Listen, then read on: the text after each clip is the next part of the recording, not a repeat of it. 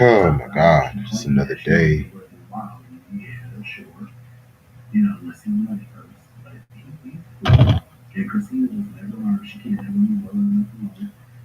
See who's online. Mark, what's up?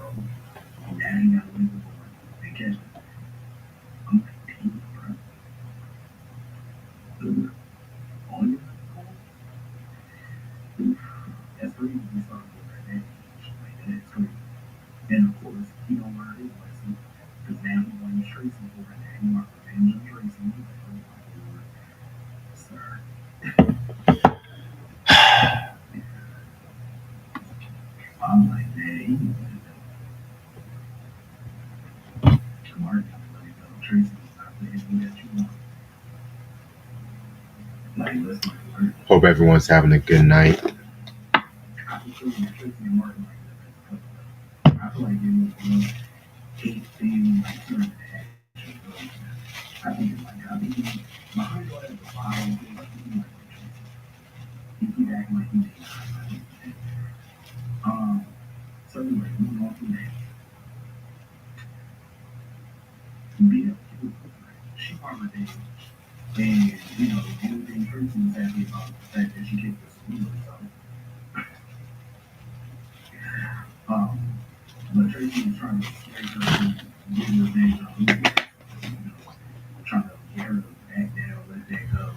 Okay, so two people watching. How y'all doing? This your boy Reg in the building and shit like that too. You guys read the title and stuff. You guys know what I'm gonna talk about. I was gonna do this literally last night. I was gonna do this last night, but I got tired, and a certain award show took forever. Like I was looking at myself like, okay, y'all, we are at 11 p.m. Y'all doing this on a Monday. First of all, niggas gotta work. Niggas gotta handle some business and shit like that too. You know what I'm saying? I mean, niggas gotta do a lot of shit. That's all I gotta say. You know what I'm saying? But like I said, I want to give my thoughts on the BET Awards, and you know me, I'm gonna go by the winners and the nominees and everything like that too. Give my favorite performances. Also gonna do a little tribute to Sly Stone and just whatever I can talk about. Like I said, I'm probably gonna be here for like an hour, close to an hour, and everything like that too. I know I've been slacking a bit with the reviews. I've been going through a lot these past couple of days and everything like that too. You know what I'm saying? Got a new job. I got like hella DJ gigs this upcoming month. I'm trying to finish out this project and everything like that too. You know what I'm saying? Family death. Had to give myself some time just planning out that top 100 cartoons. Well, thank y'all so much for the love I got for the top 100 cartoons so far and everything like that too. You know what I'm saying? Shout out to everybody. Shout out to my cousin in California and everything like that too. You know what I'm saying? Shout out to my cousin in California and stuff like that. You know, he gave me some love. And just to let you guys know, the next part probably gonna do it next week, next Sunday, possibly 10 p.m. Keyword possibly 10 p.m.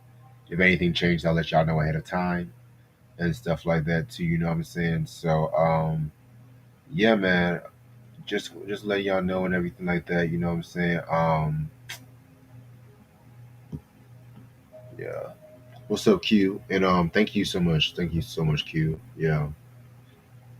So yeah. So let me talk about this BET award before I waste any more time. So last night was pretty much like the 25th anniversary of the BET award. Well, not 25th anniversary, the 25th annual. Well, yeah, I'm just gonna say the 25th BET award and everything like that too. And for the first time since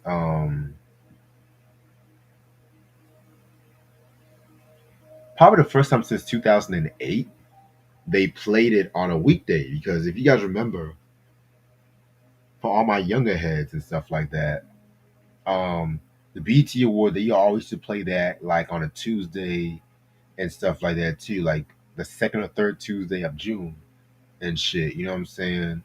And they didn't start playing it on like Sundays till maybe like 2009, like the Michael Jackson tribute episode and stuff like that too. You know what I'm saying? They didn't start playing it until then. And what had happened was this one at this time they put it on a Monday. Now, if you guys remember last year, I did not like last year's BET Awards like that. I felt like it was a it was just sloppy. It was like a lot going on last year and stuff, you know. So pretty much now this year, my honest opinion, this might be the best BET Award since Michael Jackson's tribute episode. Yeah, I said it. I fucking said it. Because you guys got to remember, like, a lot of the motherfuckers, a lot of people want to be like, oh, the BET Awards is trash. Oh, I don't know why niggas still watch that shit. You know what I'm saying? Back in the day, that used to be a fucking event. Like, everybody used to crowd around the TV and shit like that. Now, these days, everyone's on social media. Like, the whole Black Twitter movement is on social media and everything like that, too. Just giving their thoughts and stuff like that, too. You know what I'm saying? So, I pretty much felt like this year, I don't know. I think they saw the comments of last year's. Last year's was just ass. I'm sorry, last year's was just ass. It seems like one year they might do something solid. Next year's might be ass. Next year's might be something solid and everything like that too. Yeah, they've been pretty good ones. Like I like the year when Charlie Wilson had his tribute. That was a pretty solid one and stuff like that. You know what I'm saying? Ismaili, what's goody? That was a pretty solid one. Um, Honestly, the one with Amanda Seals, the pandemic awards when they did a virtual one, believe it or not, I actually like that one. Hell, even the year before last, when they did the whole hip hop 50th anniversary BET Awards, that was good too. But this one, this year, they saw what happened last year. It was like, yeah, let's let's go back to the basics. First of all, everybody was dressed to the well, almost everybody was dressed to the nines and stuff like that. But I'm not here to talk about the fashion and everything. So Kevin Hart hosted and everything like that too. Which I'm gonna be real with you, guys know I'm not a Kevin Hart fan like that. He had some good shit over the years. My to this day, the best stuff he's done is like the Real Husbands of Hollywood and everything. But I got why he was the host because pretty much BT, hold on, BT pretty much held it down for his career and stuff like that too. You know what I'm saying? Held it down for his career and everything. You know what I'm saying? And the fact that they played Soul Train for like God knows how long and stuff like that. You know what I'm saying? Sorry about that. So, like I said, I'm just, and honestly, I'm gonna be real with you. I'm gonna be real with you.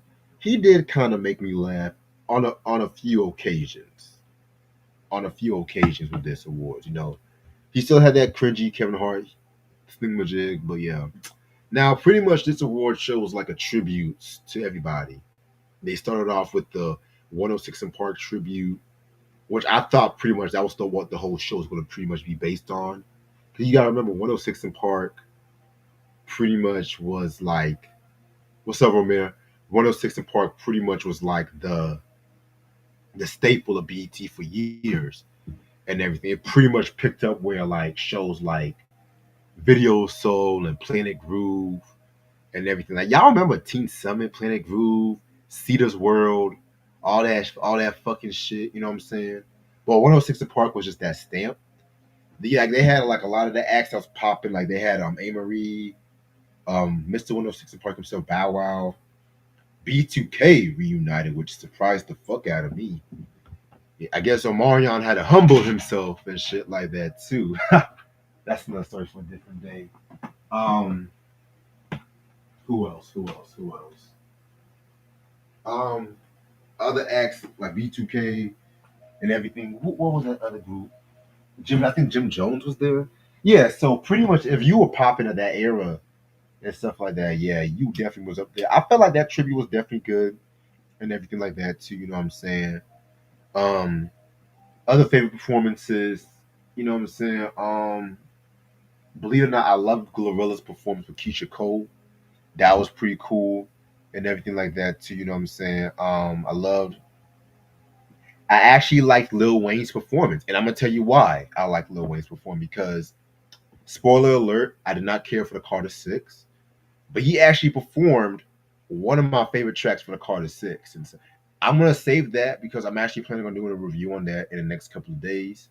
I'm actually gonna save my thoughts on the Carter Six, but yeah, what's up, Mike? But then he performed a Millie and stuff like that too. You know what I'm saying? I feel like after the whole Super Bowl debacle, he's been trying to do a lot of these live shows lately and stuff like that too. But yeah, man. One thing too about the award, they had eight to nine nominees. I'm just like, damn, there's a lot of nominees of some of these people and shit. You know what I'm saying? I mean, Mariah Carey, yo, Mariah, that whole Type Dangerous track, fire. The fact that she's working with Anderson Paak now, which to me, match made in heaven.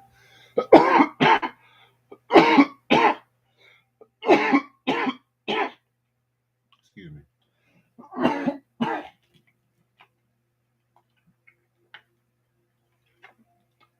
Sorry about that. My throat got dry. But yeah, match made in heaven. And you guys know I'm a huge fan of Anderson Paak.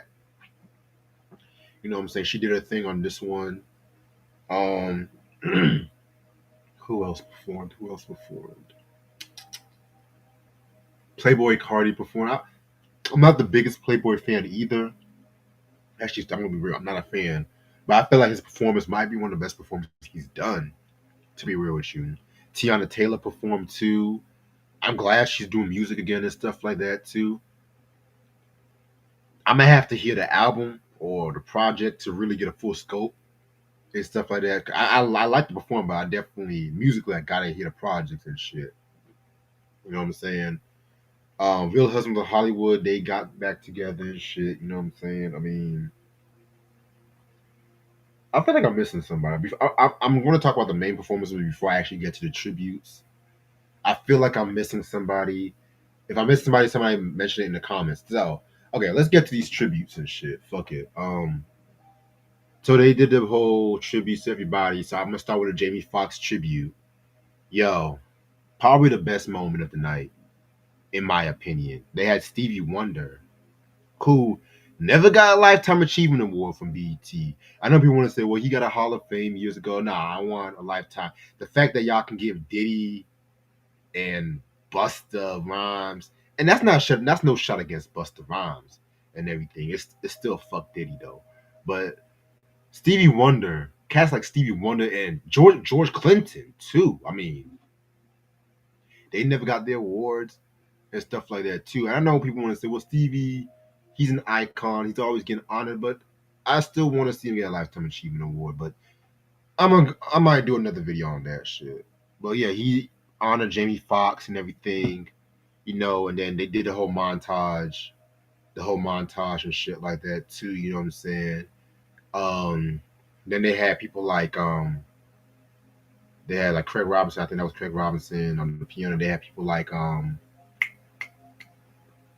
what's boy's name? Babyface. They had Babyface and Ludacris do the unpredictable. If you got Babyface giving you tribute, that speaks volumes and shit. Then they had Tank. They got to the Oscar era. They had Tank doing his Ray Charles impersonation. Tank and Jamie go way back. Tank is. I'm not the biggest fan of his music. I do like his personality though, but he can sing, but his music can be hit or miss for me sometimes. I do like his acting though. I feel like his acting don't really get talked a lot about. Then they had Jennifer Hudson. You know, again, Jennifer Hudson, Jamie Foxx, the Dream Girls. I like Jennifer Hudson, but she be screaming her notes. But that's another story for a different day and everything like that too. Then they had Dougie Fresh, T Pain, and Teddy Riley. I'm like, hold up, wait a minute. Dougie Fresh, T Pain, and Teddy Riley. Do blame it.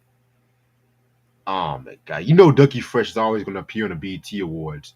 And I'm gonna get more into that later on and shit, so I'm gonna get more into that later on. But then they had Jamie Foxx give his speech. I love the fact that, he did the whole Steven. If you guys know, it's a clip that's been circling on social media lately. This is back when Stevie Wonder had that BET Hall of Fame.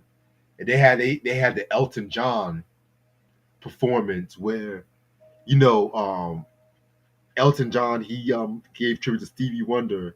And I'm gonna be real with you, I saw this clip for the first time weeks ago.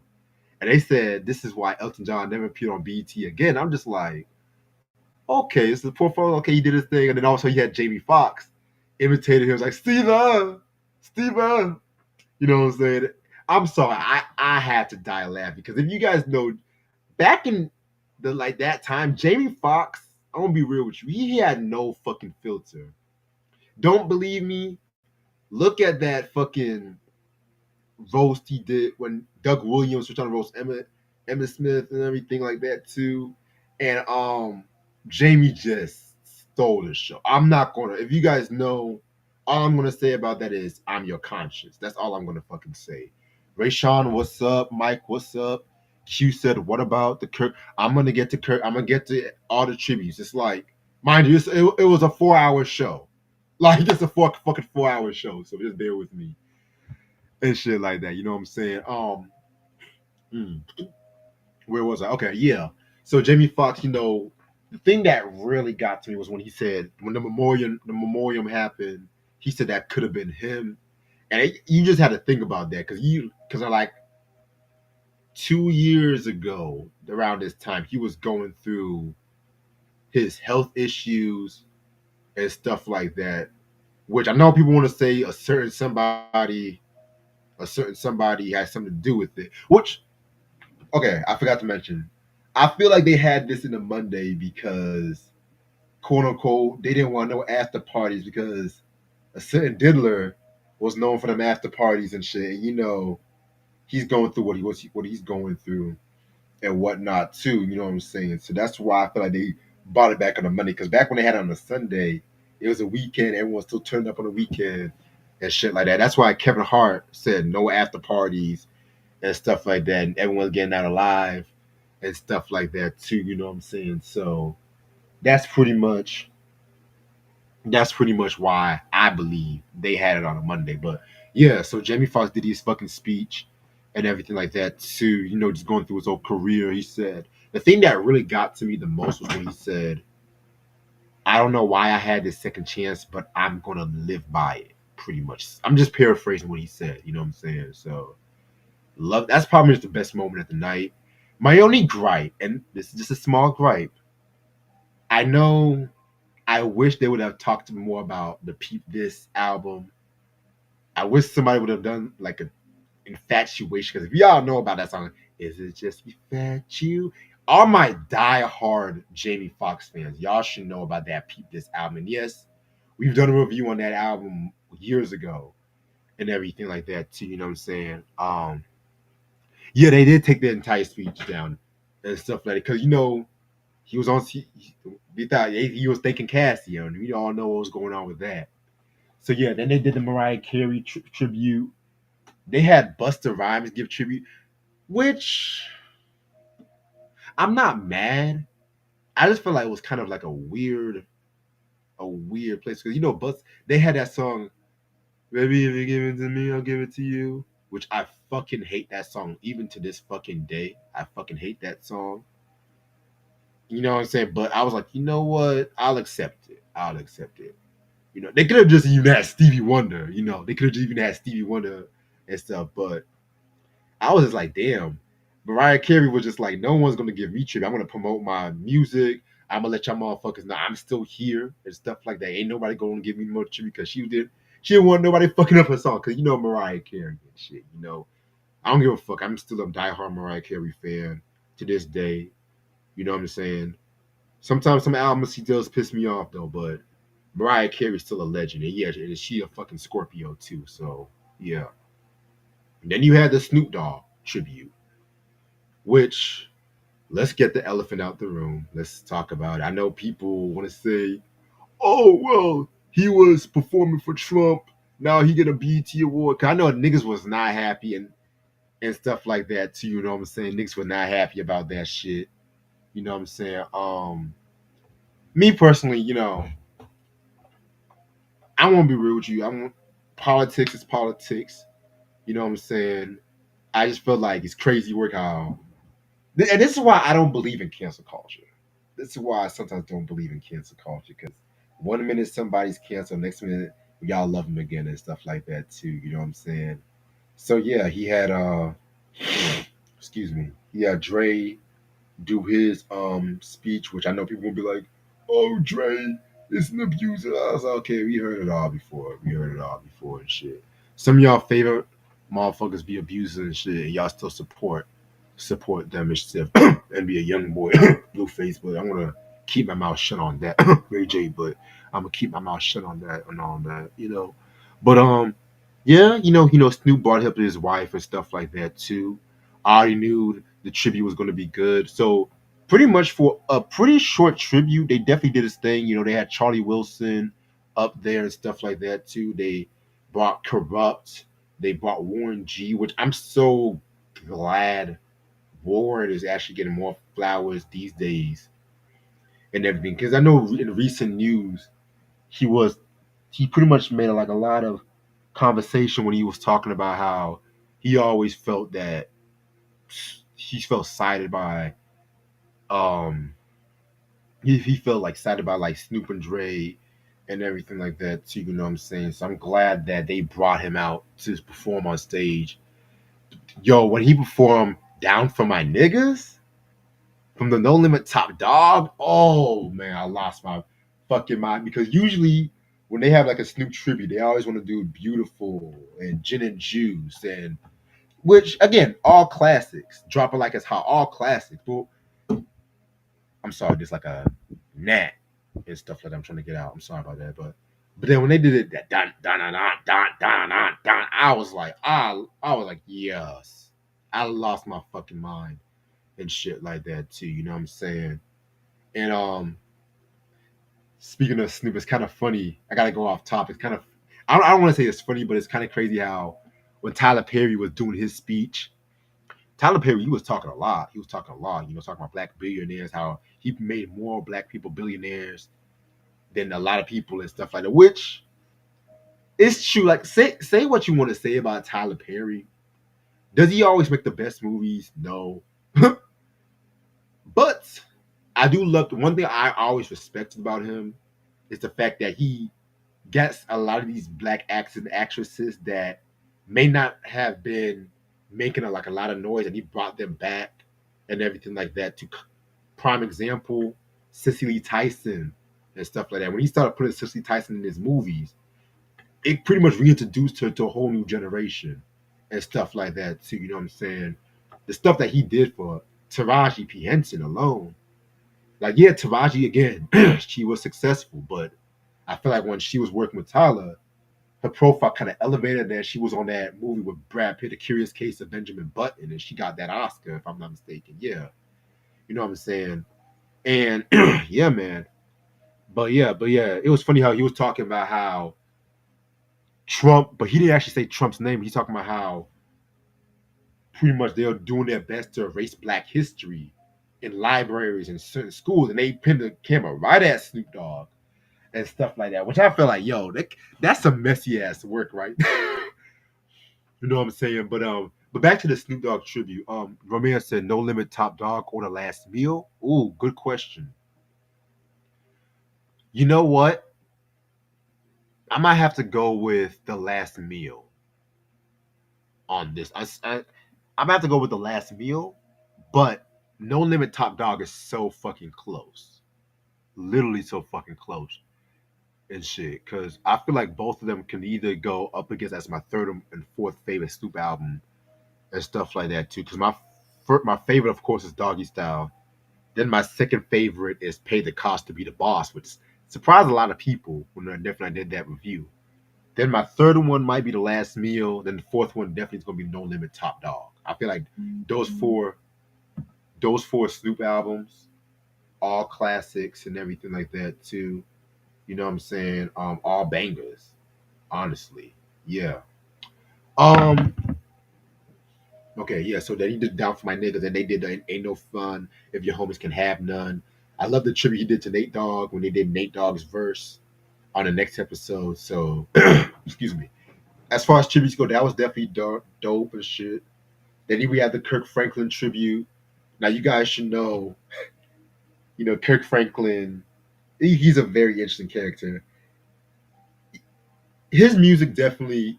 I will always respect the fact that he bridged the gap between gospel and R&B and hip hop and everything. Because you know his music. I don't like everything he put out, but a lot of his songs definitely was a soundtrack to a lot of things going on and growing up and stuff like that. You know what I'm saying? He definitely did his thing. Kirk Franklin always had a show out him dancing. That's one thing I was like, I don't just he should just be just. I always call him the gospel equivalent to Puff Daddy. Like, if you guys know, let me not Puff Daddy on the music side of things. Him always dancing and ad libbing and all that shit. Do you want a revolution? Woo, woo. All that shit. But that tribute was fire though. It's kind of crazy though. It's kind of crazy how Crip rocking with the Snoop Dogg tribute. Mind you, by the time they did the Kirk Franklin tribute, it was already like 12:30. I was like, okay. It was already like 12:30 in the morning and shit. I'm just like, this is the longest BET Awards because they usually have shit done. No, like around 11:30. I'm like, damn, man. I'm like, god damn, this shit going on forever. Because like I said, I was really gonna go live with this because I was actually gonna do a review tonight, and I was gonna go live with this that night, last night, but it was 12:40. I have not eaten dinner yet. I was like, look, y'all motherfuckers wilding and shit. You know what I'm saying? So that was pretty much all the tributes and everything. If I'm missing something, y'all mention that in the comment section. So now let's get to the meat and potatoes and stuff like that. Mm, let's get into the winners and the nominees because with these award shows, they don't always show every category that's being nominated and stuff like that too. But at the same time, it's nice to highlight who actually won. So, like I said to y'all before, they got like 8,000 nominees. So let's get this shit started. If y'all don't get out of my face, album of the year, um, not the Kendrick Lamar won for GNX. I mean, I'm not mad about that. Other nominees was Some Sexy Songs for You by Drake and Party Next Door, which I feel like they just threw that in there. I'm like, that did not need to be nominated. Ain't nobody bumping that Drake album. But okay. 1111, the deluxe edition with Chris Brown, Doshi with Alligator Bites Never Heal, Beyonce with Cowboy Carter, Glorilla with Glorious, The Weeknd with Hurry Up Tomorrow, and Future Metro Boomin, We Don't Trust You. They picked the right winner. I was kind of surprised Cowboy Carter did not win because, you know what I'm saying, they'll do anything to get Beyonce to come to the BET Awards and shit like that. Oh, I forgot. Yeah, Q, the memoriam tributes and shit. Yeah, I forgot about that. They did a Quincy Jones tribute.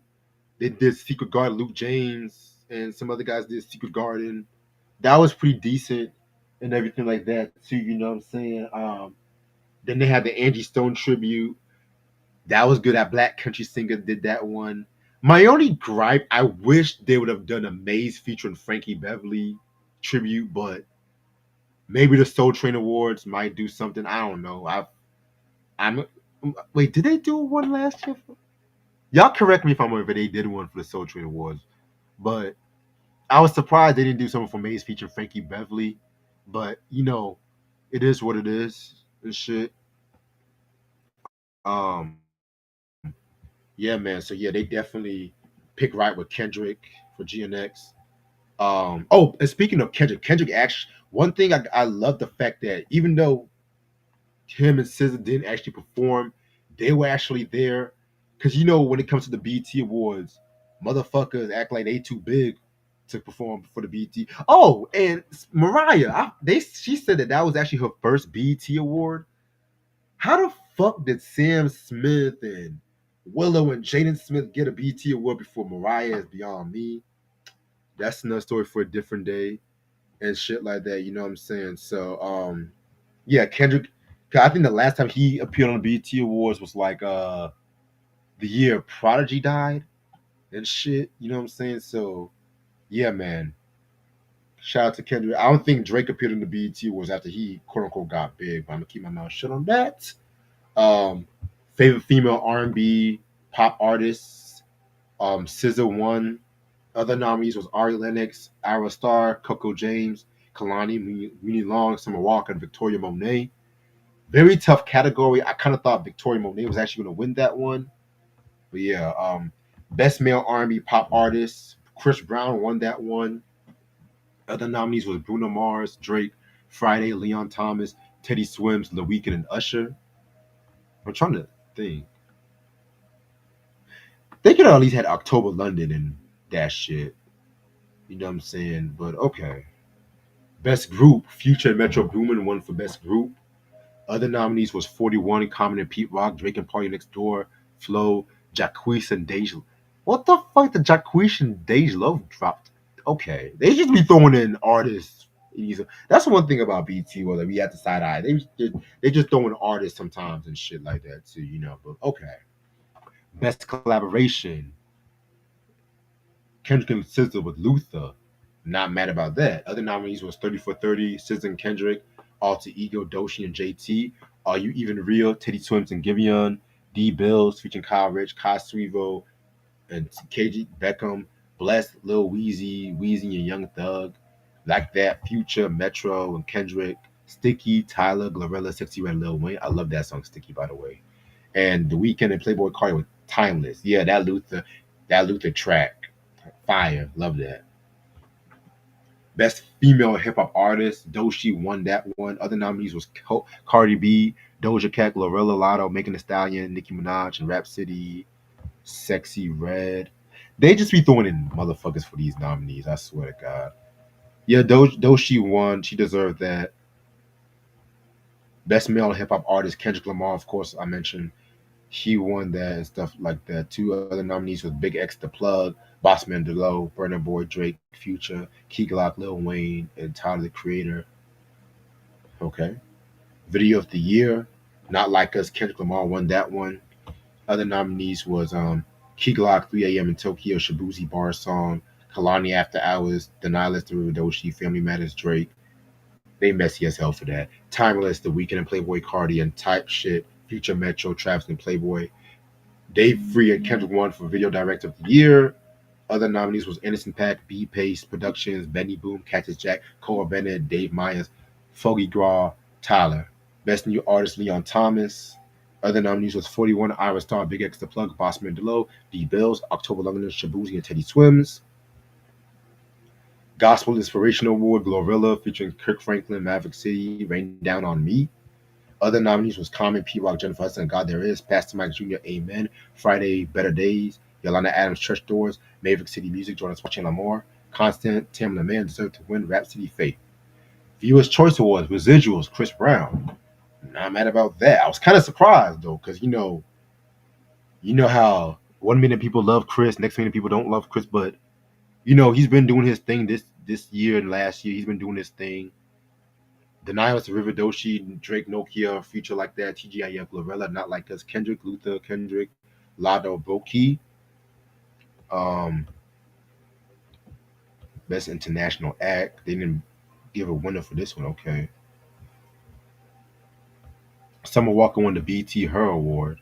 Other nominees was Mary J. Blige, Beautiful People, Blackbird, Beyonce, Doshi, Bloom, Thames Burning, Cynthia and Riva, Defying Gravity, Thames Hold On and Flow and Glorilla in My Bag. Best Movie, Luther, Never Too Much. Dope documentary, yes. Other nominees was Bad Boys, Ride or Die, Beverly Hills Cop, Axel F, Mufasa, The Lion King, One of Them Days, Rebel Village, Piano Lesson, 6888. Best Actor, Denzel Washington, yes, Denzel, man. Other nominees was Aaron Pierre, Aldous Hudge, Anthony Mackie, Coleman Domingo, Jamie Foxx, Joey Badass, Kevin Hart, Stone K. Brown, and Will Smith. Best Actress, Cynthia Erivo. Other nominees are Andre Day, Angela Bassett, Coco Jones, Kiki Palmer, Kerry Washington, Quinta Brunson, Viola Davis, and Zendaya. Young Stars Award, Blue Ivy won the Young Stars Award. Okay. Um, Angel Reese won Sportswoman, and Jalen Hurts won Sportsman. Okay. So, like I said, other than that, I'm gonna say this once.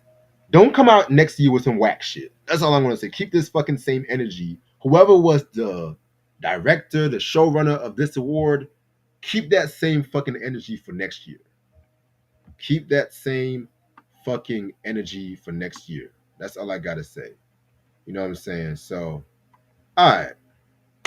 Damn, I'm only 30. I feel like I've been here close to an hour. It's only 37 minutes. Okay. Now, oh, jeez. I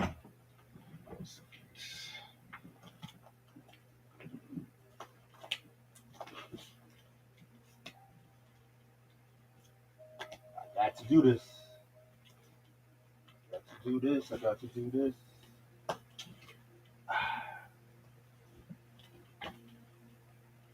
Rest in peace to the one, the only, the influential Sly Stone.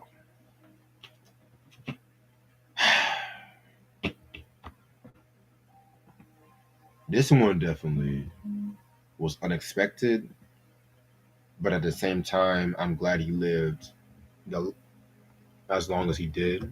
You know what I'm saying? Now, if you guys have been living under a rock, you guys should know who Sly Stone is. If you guys watch my channel, I talk about Sly and the Family Stone repeatedly. One of my favorite bands of all time. You know what I'm saying? I mean, I definitely feel that, next to James Brown, they definitely introduced a whole new wave of like funk music and everything like that too. You know what I'm saying? Um, they definitely doing it, did their thing. You know what I'm saying? Sly and the Family Stone, you guys should know Sly Stone originally started out as a disc jockey for a radio station called KDIA, and then him and his brother Freddie, they started joining some bands and stuff like that. Then they started forming their own band, Sly and the Family Stone, of course. You know what I'm saying? Other people, excuse me, other people that was in the group. I'm not going to name everybody, but just influential people like Cynthia Robinson, the late great Cynthia Robinson. You know what I'm saying? Who was like trumpet player, vocalist, and of course you had Larry Graham, bass player, Greg and Enrico, the drums, one of the most influential drummers of all time. His sister Rose, Pat Rizzo. Rest in peace to Pat Rizzo, by the way, too. You know what I'm saying? Jerry Martini. You know what I'm saying? I mean, this was a group that pretty much blew the lid and everything like that, too. You know what I'm saying? And I remember when I first heard the group, it was the song "If You Want Me to Stay." That was the first song I heard from them. I loved like the slow groove to it, the slow groove, the bass line, and everything like that too. And just the lyrics just sounded so urban, but at the same time, it had a mixture of happiness, sadness, and everything like that too. You know what I'm saying? And so over the years, I got to know, more about Sly and the Family Stone and everything like that too. You know what I'm saying? And one of the things that got my attention about them was the fact that it was a funk group that had a mixture of black and white acts and stuff like that too.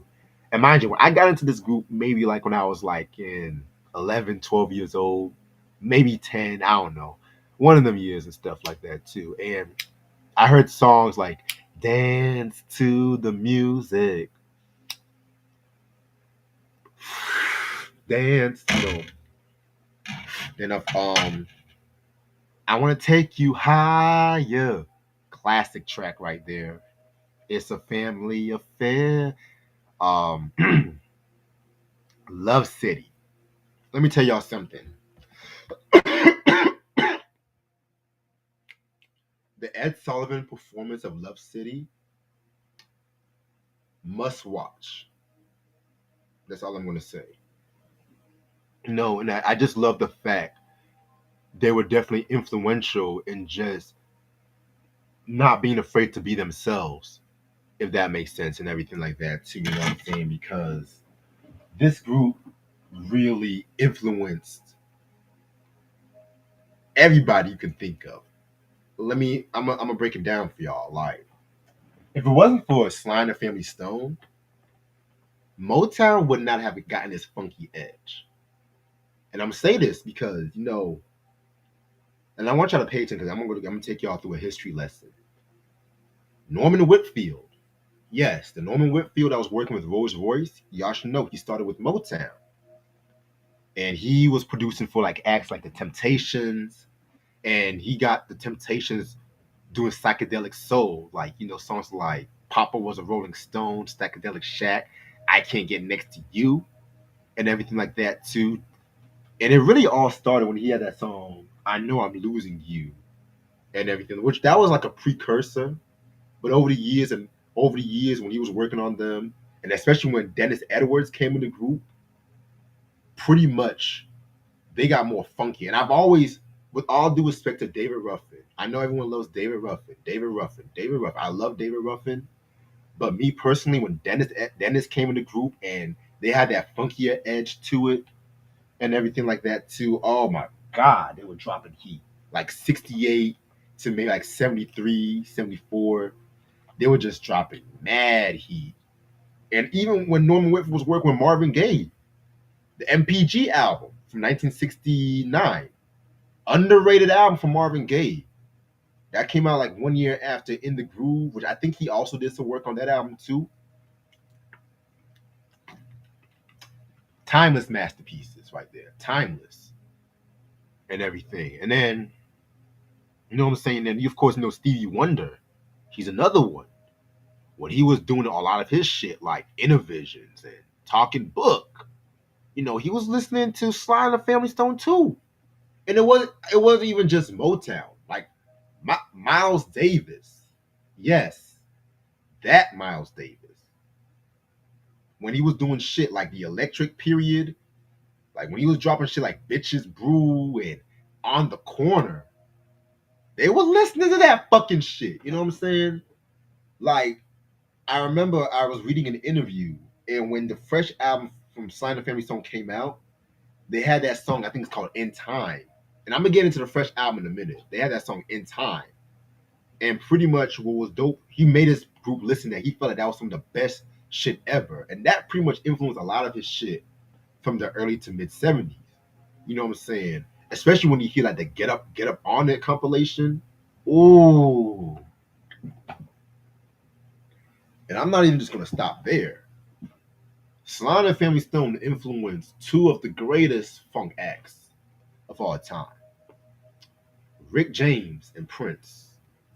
Yes. Rick James definitely was so influenced by Sly Stone. Like we all know the story. If you guys remember that Tales from the Tour Bus story, they were talking about Rick James and then the the documentary, the bitchin' documentary, where they were talking about the story how they met Sly Stone, and pretty much this was during what some of Sly's darker times. They vowed never to end up like that, pretty much. You know what I'm saying? And also with Prince too, you know, a lot of Prince's style, like if you pretty much if you pretty much look at Prince and the Revolution, you can pretty much say that was a successor of Sly and the Family Stone. Like albums like, you know, when they did the Parade album, that was pretty much a love letter. A lot of them songs was like a love letter to that sound and shit like that too. You know what I'm saying? And just the whole style alone, like the charisma and the style. And we can't talk about Sly and the Family Stone without talking about the samples too. That not just from hip hop, but from R&B as well too. And I'm not gonna do a lot of sample snitching, but you know, songs like "Sing a Simple Song" and "Thank You for Taking Me to Africa." You know what I'm saying? What's that one joint? Oh shit! Don't call me nigga, Whitey. Don't call me Whitey, nigga. You know what I'm saying? Like songs like that. I mean, oh my, countless people have sampled those tracks and made masterpieces of it all and everything like that too. You know what I'm saying? I mean, if I mention all them songs, if I mentioned all them songs that pretty much went through and sampled all that, it would be all night. We'd be talking about it and everything like that too. You know what I'm saying? Yeah, man. And it's just like it's crazy because you know the albums that they came out with and stuff like that. Like I just showed you possibly maybe my second favorite album from them. And my first favorite, there's a riot going on, 1971. This might be a controversial choice to a lot of people because this was around a time when they were actually the internal tensions was actually growing and Sly had relocated to the West Coast and everything like that too. But just the basement funk of this album, like, oh my lord, I mean, the reason why they even called it "There's a Riot Going On" because it was an answer to Marvin Gaye's "What's Going On." Again, another masterpiece right there, shit too. Which Marvin, I mean, come on, man. But yeah, man, this album is just so fire, and this album got pushed back a lot too, from what I looked up. You know what I'm saying? Like Space Cowboy, you caught me smiling. You know, songs like that. You know what I'm saying? I mean, just like a baby. Thank you for taking me to Africa, yo. One thing that does not really get talked about with Sly Stone, his bass playing. And I know Larry Graham gets the love. I love Larry Graham's bass playing, and another influence right there too. Y'all check out Graham Central Station. Check out those first two, maybe three albums and shit. You know what I'm saying? If you want a true successor to the sound of Sly and the Family Stone, but like Sly's bass playing always had that dirtier feel to it. You know what I'm saying? Especially with songs like Thank You for Taking Me to Africa," like that. Down, boom, boom, boom, boom, dun, dun, dun, dun. Oh my, yo! A lot of people always think Graham did that bass line. It was actually Sly Stone that did that bass line and shit. And I have a hot take. I never liked that song. Thank you for letting me be myself. I know I'm gonna get a lot of shit for it. I'm gonna get a lot of shit. I never really cared for that song. I've always loved it. Thank you for taking me to Africa. just for that bass line, that beat, that bong bong bong bong bong bong. Like you could pretty much say that was technically a remix. Technically. You know what I'm saying? And yeah, and then we get into the Fresh album, which woo to me, as much as I love that album, that was really like the beginning of the end. It's like you saw the good things and you saw the cracks and shit because with each album after Stan, a lot of members started leaving and then Sly went through his drug issues and everything. And I'm not even gonna hold you. I'm not even gonna hold you. As a true fan, I have heard literally every album that they came out with. I do like the Small Talk record from '74. That one was a very underrated album. You know what I'm saying? It had more of like a very soulful. It wasn't as funky compared to the previous albums and shit. Then he had the Heard You Missed Me When I'm Back, probably his weakest album if you ask me. And then '79 he came out with Back on the Right Track. And I know a lot of them tracks because some of them tracks like Remember Who You Are played on WKRP in Cincinnati. But 1982 he came out with the Ain't But the One Way album. And I'm gonna tell you why that album is very significant. Because not only did you have Sly Stone, but you had George Clinton on that album. Yes, P Funk George Clinton. You also had, if I'm not mistaken, I think Roger Troutman also did some work on that album.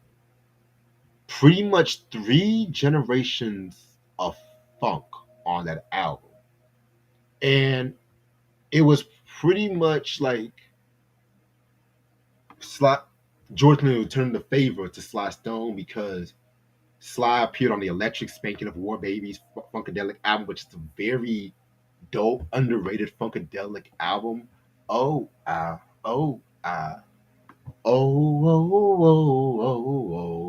I mean, hey, I'm sorry, man. I'm sorry. I'm a funk kid. I'm a funk kid. I'm sorry, but yeah, that might be one of the most underrated funk albums ever, in my opinion.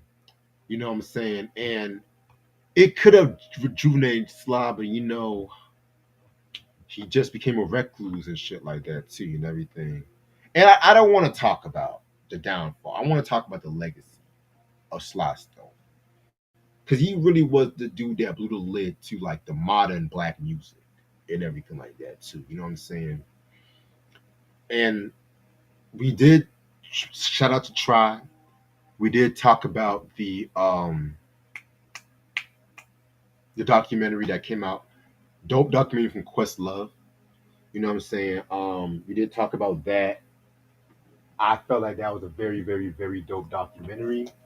You know what I'm saying? Probably one of Questlove's best works. And yeah, man, it's like we have to. This is why we have to express about giving flowers to people while they're still here and everything like that. This is why we have to express that fact. This is why we have to express, like what Tyler Perry was talking about in the BT World. We can't let people rewrite our history and everything. You know what I'm saying? Because Sly and the Family Stone's legacy is so deeply rooted in the history. Excuse me. It's so deeply rooted in the history of it all, of like black music and everything. You know what I'm saying? It's such a shame that I wished he would have dropped more music in the latter part of his career, but at the same time, I feel like his legacy was the fact that they were just one of a kind. Sly and the Family Stone was just one of those groups that was one of a kind. They definitely laid the groundwork for a lot of funk acts that came out. Not just funk, but just R&B. And fuck it, rock. They influenced a lot of rock heads, rock acts and shit. Red Hot Chili Peppers, Faith No More, in my opinion.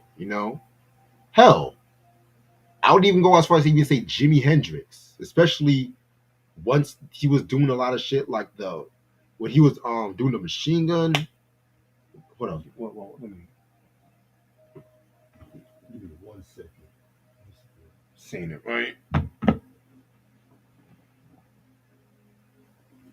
The Band of Gypsies. Yeah, when he was doing that period, he definitely had more of like a funkier feel and everything, which I feel like that was the direction he was trying to go in before he actually passed away. Rest in peace to Jimi Hendrix and shit. You know what I'm saying? So that's pretty much all I have to say. Rest in peace to Sly Stone. The legacy would always live on. You know what I'm saying? So yeah. All right, let me see what y'all talking about before I go, because I was not really trying to stay on here for too long. That's like Q said. That's like the Jackson Five when they got more funky after they left Motown. Yeah, they did get more funkier. I felt like they were in the funk territory, essentially when they're looking through the window album happened in Motown, but they got more boom boom funk years later. You know what I'm saying? So I definitely feel you on that. You know what I'm saying? Ray said yes, they definitely sampled by a lot of people within a diverse range of genres of music. I'm saying, yeah, man. You know what I'm saying? And it's like with them, with Sly and the Family Stone and stuff like that, like we talk about Zapp and Rogers, James Brown, like they definitely are among the most sampled artists in music in general and shit. You know what I'm saying? Yeah, man. This was definitely interesting. So yeah, I mean, I'm gonna end this off right here and shit like that because it's like about to be 1:30, and I gotta actually wake up early in the morning. So story of my life.